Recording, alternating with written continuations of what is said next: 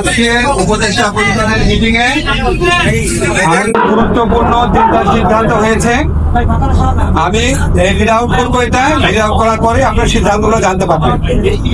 আজ শনিবার 20 মে 2000।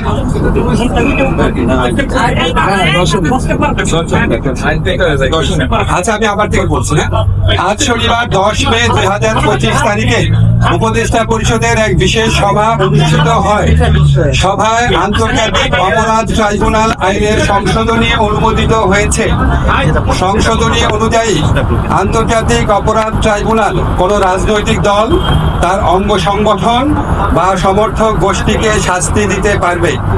উপদেষ্টা পরিষদের বৈঠকে আন্তর্জাতিক অপরাধ ট্রাইব্যুনালে বাংলাদেশের আওয়ামী লীগ ও তার নেতাদের বিচার কার্য সম্পন্ন না হওয়া পর্যন্ত দেশের নিরাপত্তা ও সার্বভৌমত্ব রক্ষা, জুলাই আন্দোলনের নেতাকর্মীদের নিরাপত্তা এবং আন্তর্জাতিক অপরাধ ট্রাইব্যুনালের বাদী ও সাক্ষীদের সুরক্ষার জন্য সন্ত্রাস বিরোধী আইনের অধীনে সাইবার স্পেস সহ আওয়ামী লীগের যাবতীয় কার্যক্রম নিষিদ্ধ করার সিদ্ধান্ত গ্রহণ করা হয়েছে।